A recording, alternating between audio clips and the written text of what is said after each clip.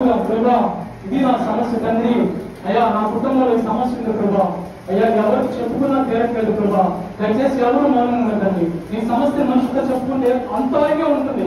మళ్ళీ ఇంటికి వెళ్తే బాధ, భయము, ఆందోళన, దిగులు, వేదన, ఏం జరుగుతుందో టెన్షన్. అయితే దేవుడు మాట్లాడిన మాట, నీ కుటుంబంలో సమస్యలు ఉంటే, నీ కుటుంబంలో మనశ్శాంతి లేకుండా జీవిస్తూ ఉంటే, ఇదిగో బిడ్డ నేనున్నాను, ఇది నేను కప్పి ఉన్నాను, ఇది విడిచిపెట్టే దేవుడు కాదు, ఇది నేను ఎప్పటికీ విడుదల ఎడబాయను.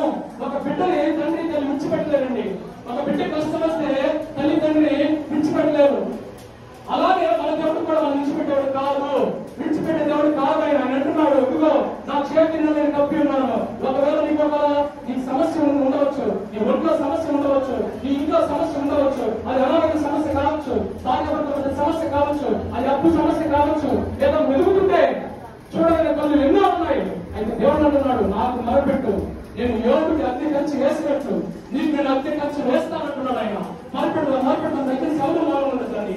దయచేసి ఎవరు మౌనం ఉండదు. మనమంది ప్రత్యేకమైన స్థలంలో మనం ఉన్నాం, ఆయన మందిరంలో మనం ఉన్నాం, చివరి ఆశీర్వాద ప్రాంతంలో వచ్చి ఉన్నాం. దయచేసి ఎవరు మౌనం ఉండదు. నీ మరణ ఆలోచించే దేవుడు ఆయన. నువ్వు కాలుస్తున్నావే కన్నీరు, ప్రియ సహోదరి, నువ్వు కాలుస్తున్నావే కన్నీరు, ఆ కన్నీటి నాట్యంగా మార్చే దినాలను చూస్తున్నావు. భయపడద్దు, దిగులు పడద్దు. ఆయన చెప్తున్నట్టుగా, నేను కప్పి ఉన్నానమ్మా నాయన బిడ్డ, ఇదిగో నేను కప్పి ఉన్నాను, నా చేతులను దాచుకుని ఉన్నాను. నువ్వు చనిపోవాలనుకుంటున్నావా? నీ ప్రాణం నాది, నీ ప్రాణం నువ్వు తీసుకోలేవు, నీ ప్రాణాన్ని ఎవరు తీయలేరు. నీకున్న సమస్య నేను తీస్తానంటున్నాడు దేవుడు. మరి ఏంటి నీకున్న సమస్య? ఏంటి? పెట్టు, దేవుడు ప్రదర్శన పెట్టు. దయచేసి ఎవరు మౌనం ఉండదండి. దయచేసి ఎవరు మౌనం ఉండదు.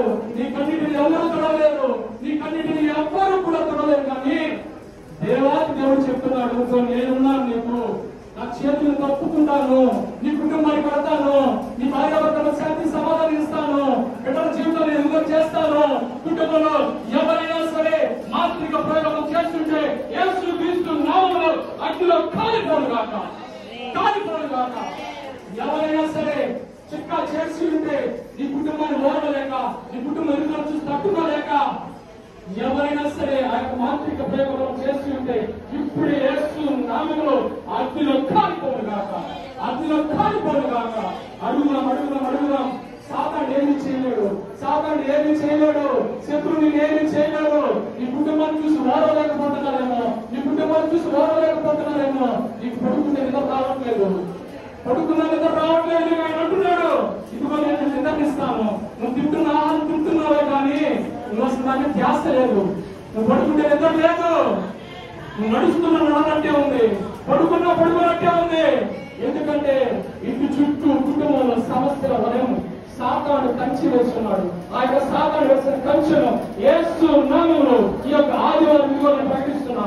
యేసు నామములో ఆ యొక్క అద్దె కంచె కాలిపోను గాక, సాతాను కంచి కాలిపోను గాక. ఆయన అద్దె కంచెని కుటుంబం వేయను గాక, నీ కుటుంబంలో ఏ సమస్య ఉండొచ్చు, అది అప్పు సమస్య అయినా, అనారోగ్య సమస్య అయినా, నీ యొక్క భార్యాభర్తల సమస్య అయినా, పిల్లల సమస్యలైనా, లేకపోతే ఆర్థికంగా కావచ్చు, అది నీ ఇంటి పక్కన వాళ్ళతో కావచ్చు, నీ బంధువులతో కావచ్చు, నీ ఇల్లు పొరుగులతో కావచ్చు, అది ఎవరితో అయినా సరే ఆయన అంటున్నాడు, నేను సర్వము సమస్త కలిగిన దేవుడు, నా కంటికి మరిగేదేమీ లేదు, నేను అన్ని చూస్తున్నాను. నువ్వు కాలుస్తున్న కన్నీరు ఆయన బుద్ధిలో దాస్తున్నాడండి. నువ్వు అనుకుంటున్నావు, నేను ఎన్నో రోజుల నుంచి కన్నీరు కాలుస్తున్నాను.